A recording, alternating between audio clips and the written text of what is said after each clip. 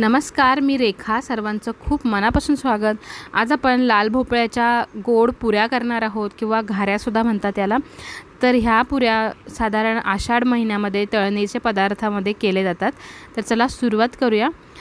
मी इथे हा लाल भोपळा घेतलेला आहे. याच्या बियांचा भाग पूर्णपणे काढून टाकायचा आहे आणि हा भोपळा आपल्याला वाफवून घ्यायचा आहे. तर अशा पद्धतीने छोटे तुकडे करून घेतलेत मी. पाणी गरम व्हायला ठेवलेलं होतं, त्यावर ही चाळणी ठेवायची आणि साधारण 15 ते 20 मिनिट हाय फ्लेमवर हा भोपळा आपण वाफवून घेतलेला आहे. भोपळा छान वाफवला गेला आहे. तर तो थोडासा थंड झाला की त्याचे साल काढून अशा पद्धतीने ते कुस्करून घ्यायचे आहेत. साधारण 1 वाटी गूळ घ्यायचा आहे, बारीक चिरून घ्यायचा आहे, म्हणजे तो पटकन मिक्स होतो. तर अशा पद्धतीने भोपळ्याचा गर आणि गूळ व्यवस्थित एकजीव करून घ्यायचं आहे. त्याला अशा पद्धतीने पाणी सुटतं. तर त्यामध्येच 2 चमचे बेसन आणि 3 चमचे रवा घ्यायचा आहे. जो पोहे खायचा चमचा असतो तो चमचा घेतला आहे मी इथे. त्यानंतर वेलची आणि जायफळाची पूड घेतलेली आहे. साधारण चिमूटभर मीठ घालायचं आहे. पाव चमचा इथे खसखस घातलेली आहे. अर्धा चमचा तीळ घातलेले आहेत, पांढरे तीळ.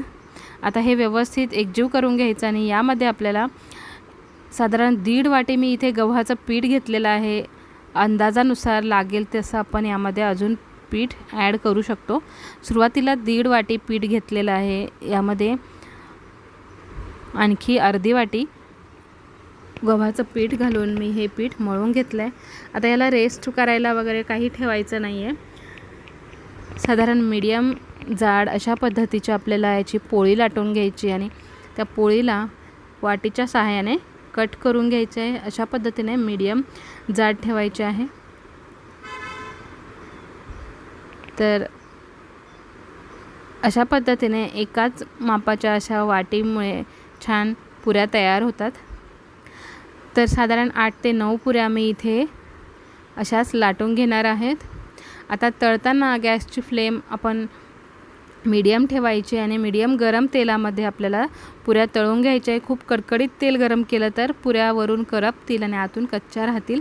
तर अशा पद्धतीने मीडियम फ्लेमवर आपल्याला ह्या पुऱ्या छान आलटून पालटून छान तळून घ्यायच्या आहेत. तुम्ही पाहू शकताय छान रंग येतोय ह्या पुऱ्यांना.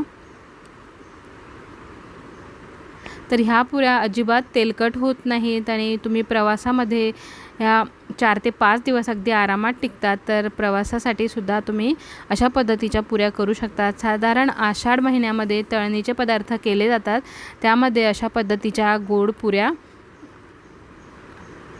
केल्या जातात.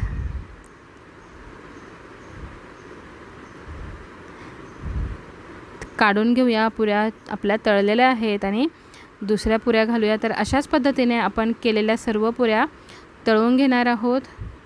गॅसची फ्लेम मीडियमच ठेवलेली आहे. तर मग हे लाल भोपळ्याच्या ज्या पुऱ्या आहेत त्या तुम्हाला कशा वाटल्या, तुम्ही ह्या नक्की ट्राय करून पहा. रेसिपी आवडली असेल तर लाईक करा, शेअर करा, चॅनलला सबस्क्राईब करा.